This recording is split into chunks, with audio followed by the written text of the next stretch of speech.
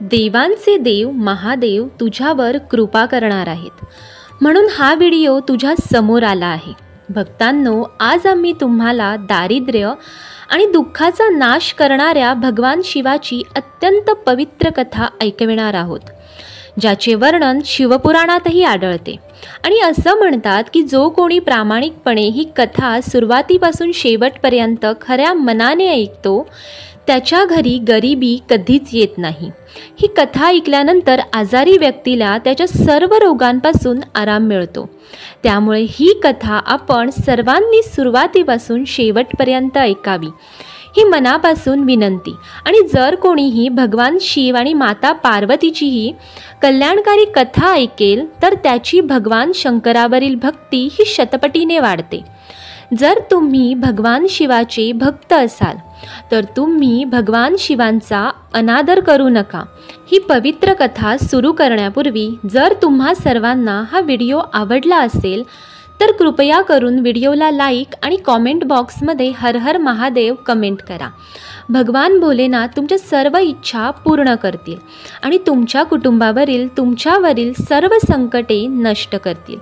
चला तर मग या शक्तिशाली पवित्र कथेला सुरुवात करूया। एक पंडित त्याची पत्नी आणि मुलासोबत राहत होता। त्यांच्या मुलाचे नाव होते आदिनाथ।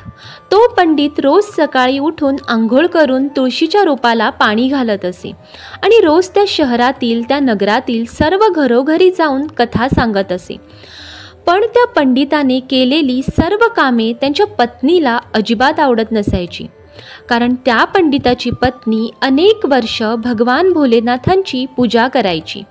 मात्र हे सर्व करूनही त्यांना गरिबीचा सामना करावा लागला। त्यामुळे पंडिताच्या पत्नीला भगवान भोलेनाथांचा खूप राग आला आणि त्यांनी त्यांची पूजा करणे बंद केले। त्याचप्रमाणे पंडित तरुण होता तोपर्यंत ते भगवान भोलेनाथांची कथा सांगून आणि पूजा अर्चा करून कुठून तरी मिळणाऱ्या पैशातून कुटुंबाचा उदरनिर्वाह करत असे। मग एके दिवशी पंडिताची पत्नी पुन्हा भगवान भोलेनाथाची पूजा करू लागते। ती मनात विचार करून भगवान भोलेनाथांची पूजा करायची की एक दिवस नक्कीच येईल जेव्हा माझ्या सर्व इच्छा पूर्ण होतील। आणि ती मनातल्या मनात स्वतःला शिव्या देऊ लागली की आपण असे कोणते पाप केले आहे ज्यामुळे आपल्याला इतकी गरिबी सहन करावी लागली आहे। आता हळूहळू पंडित आणि त्याची पत्नी दोघेही खूप म्हातारे झाले होते आणि आत्ता पंडिताच्या अंगात एवढी ताकदही उरली नव्हती की तो कुठल्याही शहरात जाऊन भगवान भोलेनाथांची कथा सांगता येईल। आता पंडितसुद्धा सतत आजारी राहू लागले, कारण त्यांना अनेक रोगांनी घेरले होते आणि घर चालवायला कोणीच नव्हते। त्यामुळे पंडितसुद्धा चिंतेत राहू लागले। हळूहळू त्याच्या घरात काहीच उरले नाही। त्याला उदरनिर्वाहासाठी संघर्ष करावा लागला। तेव्हा पंडिताची पत्नी खूप रागवते आणि भगवान भोलेनाथांची पूजा थांबवते आणि आपल्या पतीला म्हणते, आपण दोघे किती दिवस भगवान भोलेनाथांची पूजा करत राहणार, कारण शिवशंभूची आराधना करता करता आपण दोघेही खूप म्हातारे झालो आहोत। पण तरीही आपल्याला एवढ्या मोठ्या प्रमाणात उपासना करूनही काही फळ मिळालेले नाही। आपण इतक्या गरिबीशी झगडत आहोत, आपली गरिबी दूर झाली नाही, आपण पूर्वीपेक्षा अधिक गरीब झालो आहोत। पूर्वीच्या गोष्टी ठीक होत्या, पण आता आपल्याला प्रत्येक छोट्या छोट्या गोष्टीसाठी रडावे लागते। त्या पंडिताची पत्नी पुढे त्या पंडिताला म्हणते, हे नाथ, मी मूर्ख आहे। मी एकदा भगवान भोलेनाथांची पूजा करणं थांबवलं आणि पुन्हा सुरू केली। ना दिवस पाहिला ना वेळ पाहिली, मी दिवसेंदिवस भगवान भोलेनाथांची पूजा केली, उपवाससुद्धा केला, रोज तपश्चर्या करून शरीर कमजोर केले। नंतरही हे सर्व करून मला काही फळ मिळाले नाही आणि आत्ता तुम्ही शिवलिंगावर जल अर्पण करत आहात। शिवलिंगावर रोज जल अर्पण केल्यास तुमचा शिव काय देणार आहे? भक्तांनो, पत्नीचे हे म्हणणे ऐकून पंडित तिला काहीच बोलले नाहीत, कारण त्यांचा प्रिय भगवान भोलेनाथावर पूर्ण विश्वास होता। दुसरीकडे त्यांचा मुलगा आदिनाथ अजूनही शिक्षण घेत घेत होता आणि काही दिवसातच त्याने आपलं शिक्षण पूर्ण केले. शिक्षण पूर्ण करून तो आपल्या घरी परतला आणि जेव्हा त्याने आपल्या आई आणि वडिलांना दुःखात पाहिले तेव्हा त्याने आपल्या भविष्याचा फारसाही विचार न करता आपल्या आई आणि वडिलांची सेवा करण्यास सुरुवात केली. त्यांचे सर्व हृदय त्यांच्या आई वडिलांच्या प्रेमाने भरले होते. त्याने आनंदाने त्याच्या आईवडिलांच्या सर्व इच्छा पूर्ण करायला सुरुवात केली आणि घरातील सर्व जबाबदारी आपल्या खांद्यावर घेतली. आपल्या वडिलांप्रमाणेच त्यांनी शहरात जाऊन भगवान भोलेनाथांची कथा सांगायला सुरुवात केली आणि कथा करून मिळालेल्या पैशातून कुटुंबाचा उदरनिर्वाह सुरू केला. अशी बरीच वर्ष निघून जातात. पण एके दिवशी त्या शहरातील प्रसिद्ध शिवमंदिरात प्रार्थना केल्यानंतर तेथे उपस्थित शिवभक्तांना भगवान भोलेनाथांची पवित्र कथा ऐकायला लावतो आणि म्हणतो की जो कोणी भगवान भोलेनाथांची ही पवित्र कथा ऐकेल तोच खरा भक्त होईल. जो भक्त ही कथा मनापासून ऐकतो भगवान भोलेनाथ त्यांच्या सर्व मनोकामना पूर्ण करतात. आदिनाथ ही गोष्ट जेव्हा भक्तांना सांगत असतो तेव्हा त्याच मंदिरात त्या नगराचा राजा देखील आलेला असतो आणि ही गोष्ट तो राजा ऐकतो आणि म्हणतो, आदिनाथ की आजपासून तुम्ही माझ्या राजकन्येला रोज भगवान भोलेनाथांच्या कथा ऐकायला लावणार का? कारण मला माझ्या मुलीला चांगला वर मिळावा अशी माझी इच्छा आहे आणि त्यासाठी मी तुला रोज दक्षिणा देन, भरपूर पैसे देन. राजाचे असे बोलणे ऐकून त्याला खूप आनंद होतो आणि तो राजकन्येला रोज कथा ऐकवायला तयार होतो. त्यानंतर राजाने आपल्या राजवाड्यात रोज राजकन्येला गोष्टी ऐकवायला लावल्या आणि त्या पैशातून तो आपल्या कुटुंबाचा उदरनिर्वाह करू लागला. पण त्याच्या आईला ही गोष्ट आवडली नाही आणि तिला आपल्या मुलाच्या भविष्याची काळजी वाटत होती. मग एके दिवशी पंडिताची पत्नी आपल्या पतिदेवांना म्हणते, मला माझ्या मुलाच्या भविष्याची चिंता आहे कारण आमचे आयुष्य कसे तरी कमी झाले आहे, परंतु मला माझ्या मुलाच्या भविष्याची, आमच्या मृत्यूनंतर त्याचं काय होईल आणि आपल्या भक्तिपूजेची चिंता आहे. आपला मुलगा राजाच्या महालातून जी काही दौलत घेऊन येतो त्या धनाने आपल्या कुटुंबाचे पोट भरते, पण बाकीच्या सर्व मनोकामना कशा पूर्ण होतील? काय आता आपण फक्त पोट भरण्यासाठी जगायचं का?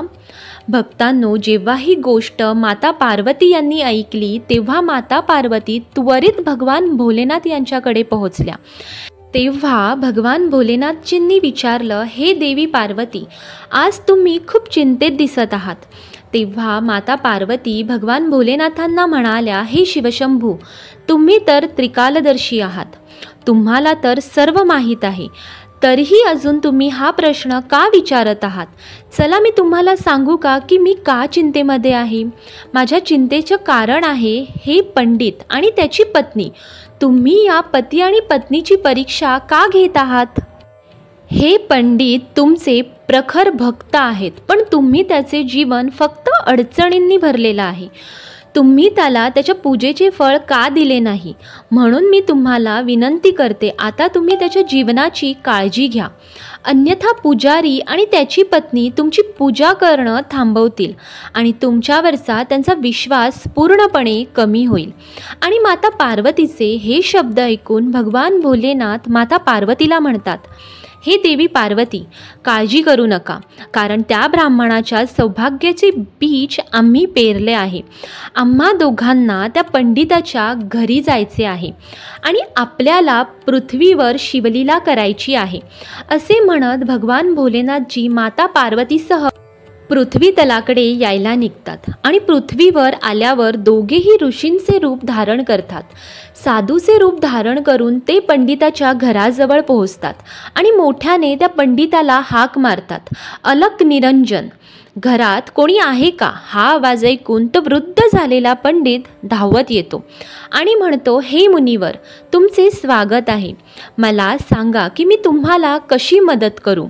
मग भगवान भोलेनाथ ऋषींच्या रूपात त्या पंडिताला म्हणाले की आम्हाला आज रात्री तुमच्या घरी आराम करायचा आहे.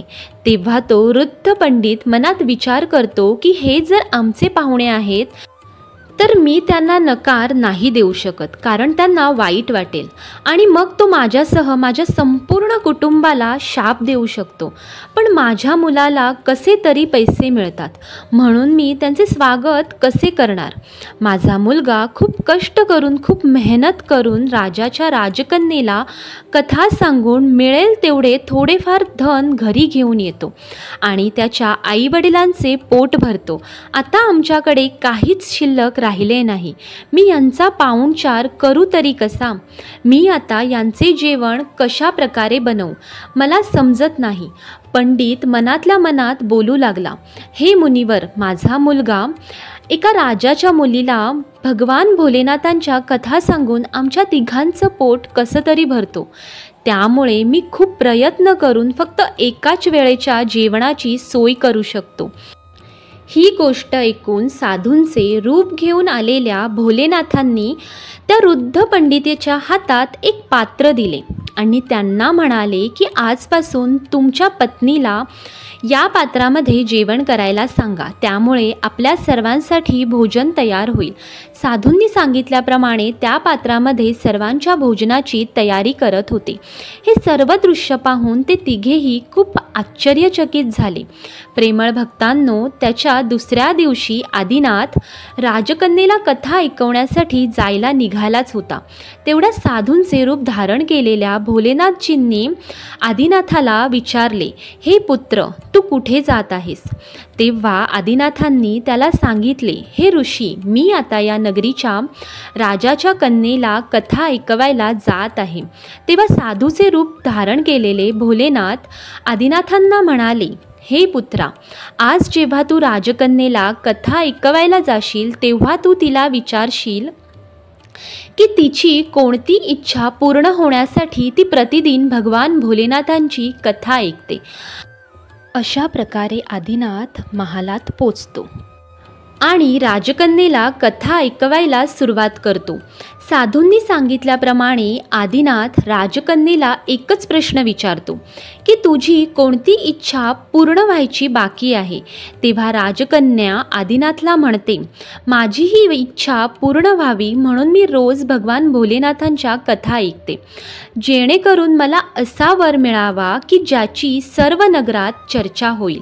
त्याच्या डोक्यावर चंद्र आणि सूर्य असतील आणि त्याचे नशीब इतके चांगले असेल की त्याच्या घरी कोणत्याही गोष्टीची कमतरता नसेल.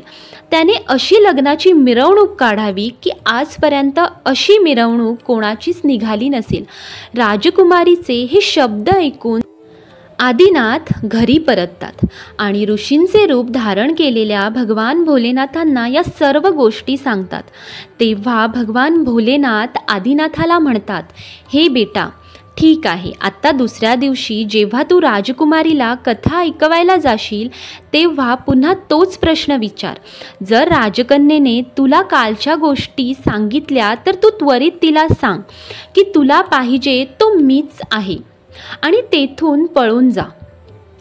तेव्हा आदिनाथ ऋषींच्या रूपात असलेल्या भगवान भोलेनाथांना म्हणतात, हे ऋषी, मी गरीब पंडित आहे आणि त्या या नगराच्या राजाची मुलगी आहे. आमचे लग्न कसे होणार आणि तिने दिलेल्या दक्षिणेवर माझं घर चालतं. पण जेव्हा राजाला कळेल की माझ्यासोबत या गरीब मुलासोबत त्याच्या मुलीचं लग्न करायचं आहे तेव्हा तो मला व माझ्या संपूर्ण कुटुंबाला मृत्यूदंड देईल. म्हणून मला क्षमा करा, कारण मी हे करू शकत नाही. आदिनाथाचे म्हणणे ऐकून भगवान भोलेनाथजी ऋषींच्या रूपात आदिनाथाला म्हणाले, हे बेटा, आम्ही तुम्हाला या क्षणी संपूर्ण कुटुंबासमवेत अभिशाप देऊ. या प्रकारे त्या साधूंच्या चमत्काराने आदिनाथ आधीच खूप घाबरला होता.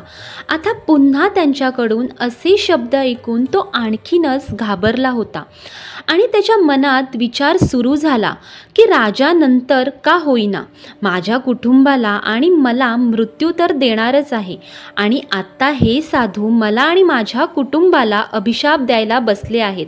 त्यापेक्षा मी या साधूचे पहिलं ऐकतो. कधी ना कधी जीव जाणारच आहे असा विचार करून त्यांनी त्यांना आश्वासन दिले की तुम्ही सांगितलेली गोष्ट मी करायला तयार आहे. आणि राजवाड्यात जाऊन आदिनाथाने राजकन्येला परमेश्वराची कथा ऐकवायला सुरुवात केली. आदिनाथांनी महलात पोचल्यावर राजकन्येला भगवान भोलेनाथांची कथा सांगितली आणि तोच प्रश्न आज पुन्हा विचारला. तेव्हा राजकन्येने पुन्हा तेच उत्तर दिले जे तिने पहिल्या दिवशी दिले होते. मग साधूंचे रूप धारण केलेल्या भोलेनाथांनी आदिनाथाला जे बोलायला लावले होते ते आदिनाथ राजकन्येला बोलला आणि तेथून निघून गेला. आदिनाथाच्या अशा बोलण्याने राजकन्येला खूप राग आला आणि तिने लगेचच तिच्या दासीला बोलावले आणि ही गोष्ट तिच्या कानावर घातली आणि म्हणाली, हे सर्व गोष्ट तू राजाला सांग. ही गोष्ट राजाला समजल्यावर राजा देखील क्रोधित झाला आणि त्याने आपल्या मुलीला विश्वास दिला की याची शिक्षा निश्चितच त्या आदिनाथाला भोगावी लागेल. मग राजाने पटकन आपल्या मंत्र्यांना दरबारात बोलावून त्याच्याशी चर्चा सुरू केली. तेव्हा त्याचा सेवक राजाला म्हणाला, राजा याने फाशीच्या लायकीचा गुन्हा केला आहे, पण तो विद्वान आहे. कारण जर तुम्ही त्याला फाशी दिली तर तुमच्यावर ब्राह्मण हत्येचं पाप असेल. त्याला वेगळी शिक्षा दिली पाहिजे जेणेकरून तुम्हाला ब्राह्मणाच्या हत्येचे गंभीर पाप वाटू नये. बराच वेळ झाला तेव्हा राजाने आपल्या काही सैनिकांना बोलावून सांगितले की त्या पंडिताच्या घरी जाऊन सांगा की राजासाहेब आपल्या मुलीचं लग्न तुमच्यासोबत करायला तयार आहेत, पण त्यांच्या काही अटी आहेत ज्यात तुम्ही पूर्ण नाही करू शकला तर तुम्हा सर्वांना, तुमच्या घरातल्यांना आणि आदिनाथांना मृत्यू देतील.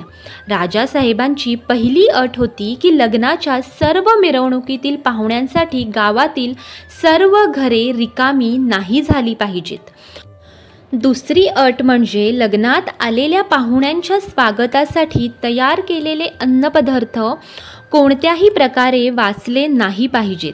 तिसरी अट अशी होती की माझ्या मुलीची मिरवणूक म्हणजेच वरात अशा प्रकारे निघाली पाहिजे की आत्तापर्यंत या पूर्ण दुनियेत अशी वरात कोणाचीच निघाली नसेल.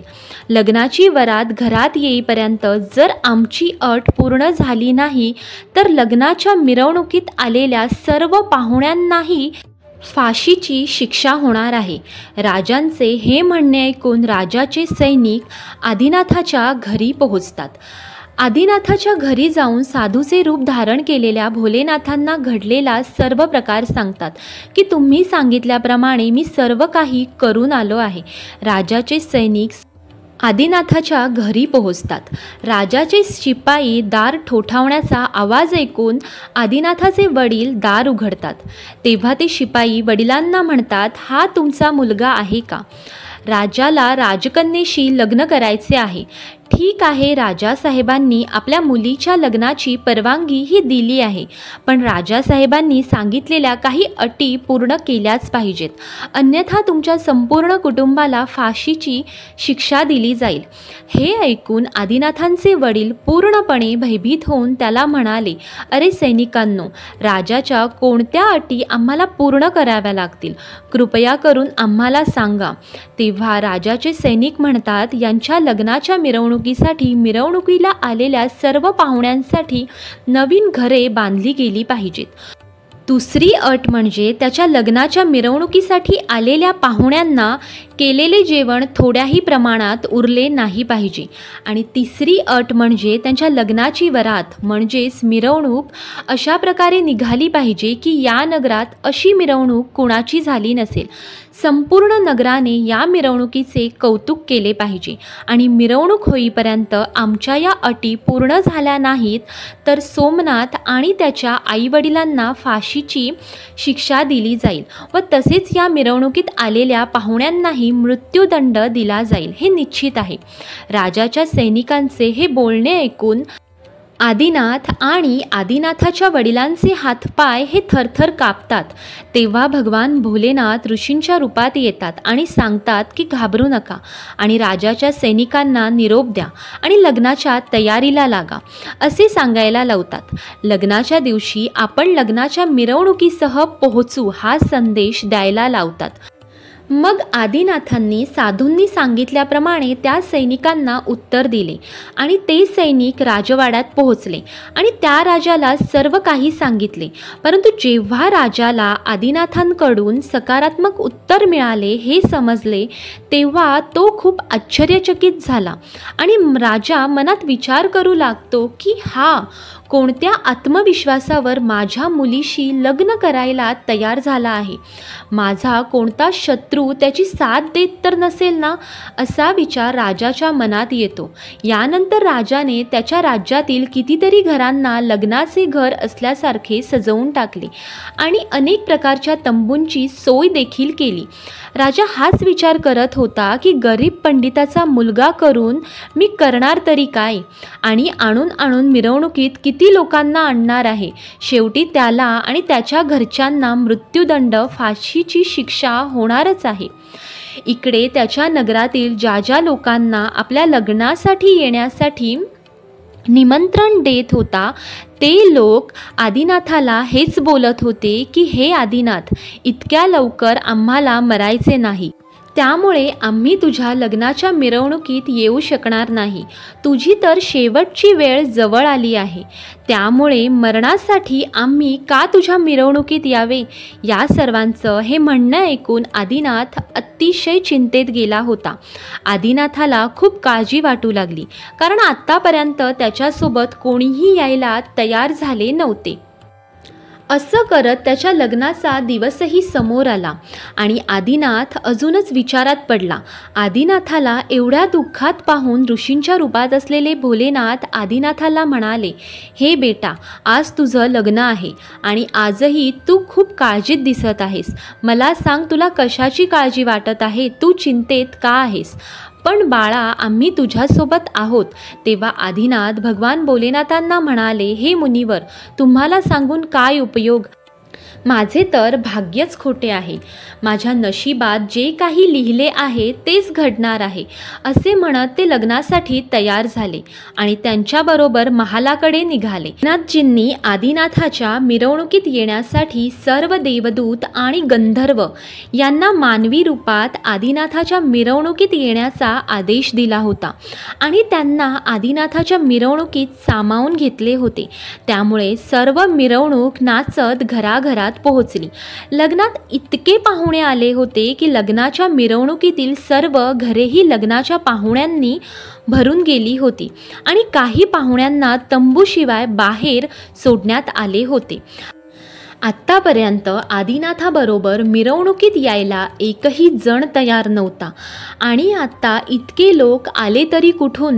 राजाला या गोष्टीचा खूप संताप झाला. तो बोलू लागला, हे सर्व एकदा जाऊन बघायला हवं. असा विचार करून राजा ताबडतोब तेथे पोहोचला आणि जेव्हा भगवान भोलेनाथजींनी राजाला लग्नाच्या मिरवणुकीत येताना पाहिले तेव्हा त्याने शुक्र आणि शनिदेव यांना मुलांचे रूप धारण केले आणि त्यांचा भुकेमुळे शोक केला. इकडे राजाने दोन्हीही मुलांना मोठ्याने शोक करताना पाहिले. तेव्हा त्यांनी साधूचे रूप धारण केलेल्या भगवान भोलेनाथजींना विचारले, हे महात्म्य, ही मुलं भुकेसाठी इतका गोंधळ का करत आहेत? असे विचारलं. तेव्हा साधूचे रूप धारण केलेले भोलेनाथ म्हणाले की यांना प्रचंड भूक लागली आहे, त्यामुळे ते भुकेसाठी गोंधळ करत आहेत. मग राजाने या दोन्हीही मुलांना भोजन तयार होत असलेल्या ठिकाणी पाठवले आणि लगेचच राजाच्या सैनिकांनी राजाजवळ जाऊन सांगितले की हे राजा, या दोन्हीही मुलांनी लग्नामध्ये केलेले सर्व भोजन संपवून टाकलेले आहे आणि तरीही ती दोन्ही मुलं अजूनही जोरजोरात ओरडत आहेत. आपल्या सैनिकांचे हे बोलणे ऐकून राजा पूर्णपणे संकटात पडतो, कारण आता त्यांच्या संपूर्ण अहंकाराचा चुरा झालेला असतो. शेवटी राजा साधूचे रूप धारण केलेला भोलेनाथांजवळ हात जोडून बसतो आणि म्हणतो, हे साधू महाराज, आता माझी लाज फक्त आणि फक्त तुमच्या हातात आहे. तेव्हा भगवान भोलेनाथजींनी राजाला सांगितले की काही हरकत नाही, सर्व काही ठीक होईल. तुम्ही राजवाड्यात जा आणि मिरवणुकीचे नेतृत्व करण्याची तयारी सुरू करा. मग राजाने त्या नगरातील सर्व घरे चांगली खोली सजवली आणि संपूर्ण नगर एका परिपूर्ण वधूप्रमाणे सजवले. आदिनाथही त्याच्या लग्नाच्या पोशाखात राजकुमारापेक्षा कमी दिसत नव्हता. आदिनाथाच्या पोशाखाला चंद्र आणि सूर्याने सजवले होते. लग्नाच्या वेळेला आदिनाथ एका सुंदरशा रथात बसून लग्नासाठी राजमहालात जायला तयार झाला. या रथाच्या पुढे कित्येक बँड वाजत होते. आदिनाथाच्या मिरवणुकीचे असे दृश्य पाहून त्या नगरातील काही लोक म्हणू लागले, या पंडितांचे भाग्य पहा, त्याच्या मस्तकाचा आधार चंद्राने सजविला आहे. सूर्य, धन आणि लक्ष्मी चारही बाजूंनी जात आहे. याप्रमाणे जणू काही श्रीमंत राजाच्या लग्नाची मिरवणूक निघत आहे. आणि अशी लग्नाची मिरवणूक आपण आपल्या आयुष्यात पाहिली नाही आणि भविष्यात पाहण्याची आशाही नाही आहे. हा पंडित तर खूप भाग्यवान निघाला. तो आता प्रचंड श्रीमंत होणार होता. या पंडितावर परमेश्वराचा आशीर्वाद आहे. लोकांचे हे शब्द ऐकून माता पार्वतीजींनी भगवान भोलेनाथांना म्हणाल्या, हे भगवान, हे तर खरे आहे की ज्याला तुमचा आशीर्वाद मिळतो, ज्याच्यावर तुमची कृपा होते, त्याच्यासाठी तुम्ही अंधाऱ्या भंडाराचे कुलूप उघडता, त्याच्यावर चमत्कारांचा वर्षाव प्राप्त करता आणि त्याच्या रडक्या नशिबाचे फासे बदलतात. तेव्हा भगवान भोलेनाथजी पार्वती मातेला म्हणतात, पार्वतीजी, जे भक्त माझी भक्तिभावाने पूजा करतात त्यांच्या उपासनेचं फळ मी त्यांना निश्चितच देतो आणि केवळ काही काळापर्यंत दुःख भोगावे लागते. जिथपर्यंत त्यांचे पापी कर्म नष्ट होऊन पुण्यकर्म उगवतात आणि त्या क्षणी त्यांच्या नशिबाचे बंद दरवाजे उघडतात. मग आदिनाथ आणि राजाच्या मुलीचं कायदेशीर विधिवत लग्न होते आणि आदिनाथ राजकन्येला आपल्या घरी आनंदाने घेऊन जातो.